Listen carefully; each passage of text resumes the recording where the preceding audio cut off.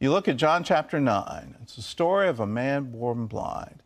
And as Jesus passed by him, his disciples asked him, and they said, "Who sinned here? Was it him or his parents that he was born blind? What's the problem?" And they were getting into a theological argument, because that was there has to be some sin for this great thing to have happened to him.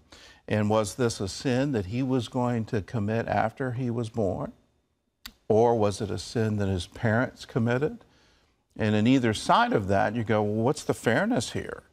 Why should he be judged for what his parents did? Or why should he be judged at birth for what he may do in his life? I love the answer Jesus gave. Neither this man nor his parents sinned, but that the works of God should be revealed in him. And when you start thinking about whatever obstacle you're facing, whatever has happened to you, whatever injustice has happened to you, you start thinking, this happened so the glory of God could be revealed in me. Here's a thought for you. Jesus asked us to pray, and he said, pray this way, that God's will would be done on earth as it is in heaven.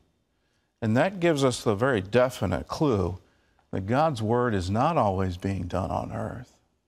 But the wonderful news is that he's empowered us to pray that his will would be done, that his glory would be revealed on earth as it is in heaven. Now start thinking about heaven. Does anybody have a birth defect? Is anybody oppressed? Is anybody addicted? Well, the answer is no. So that's God's will. And we're authorized to pray it here on earth.